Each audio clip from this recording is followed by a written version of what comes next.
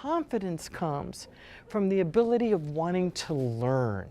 Now, there comes a time when that perfectionist piece, and some of you in the audience know what I'm talking about, that perfectionist piece gets in the way. Why does it get in the way? Because you want things to be 100%. So what happens is nothing is ever 100%. So nothing gets done. You don't get out there. You don't market yourself. You don't put yourself out there. And if you're too scared to put yourself out there, how are you going to bring the attention and the business to yourself that you want? It doesn't happen, does it? No, it doesn't happen. So, self-control. Oh, this is a good one. This is a good one. Self-control. Here's the thing with the lens of self-control. There are so many times that I want to speak my mind. And I look at a situation and go, you get a lot more honey. As my father would always say, you get a lot more with honey than with vinegar. So I zip it. Because if I said everything that I thought, I'd get myself into so much trouble. And the thing with self-control is, what I've learned is when there's something I really want to say, and I ask my inner guidance system, am I supposed to say this? And I get this weight. Inevitably, every single time, just the right moment shows up when I can say what I need to say at just the right time, just the right place. And it usually ends up being one where it's less reaction than the initial knee-jerk reaction.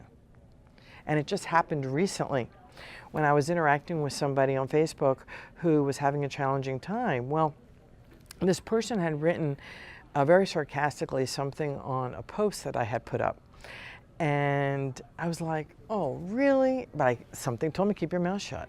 Sure enough, she ended up in an interesting situation, and I was able to write back in a loving way, I'm going to give you the same advice that you gave me that was so wonderful. Do this. And I was able to say it with a lot of love, and she started laughing because she knew exactly where I was coming from. And what ended up happening was we got into a dialogue that actually helped her heal something that was going on in that moment in time. So because I followed my intuition, I was able to help her, and I helped myself because of self-control. Lastly, self-love. Excuse me. The more you love yourself, and this is not from a selfish, egotistical place. This is about loving yourself from a place of who you are. It's about loving your body. It's about loving your hair. It's about loving the way you talk. It's about loving you, every single part of yourself. When I wake up in the morning, I start saying, thank you toes, thank you feet, thank you ankles, thank you knees, thank you hips, thank you face, thank you whatever. Because let me tell you, there are times I get very frustrated. And I want to look better than I do. But guess who can do that? There's only one person who can do that. Moi. So I work on that. I work on that. And the self-love piece is also about business. What about business? Are you comparing yourself to everybody else out there? Because if you're in business for yourself and you're comparing yourself to everybody else out there, guess what's happening? You're not loving yourself enough to be you. Be your authentic self when you get out there.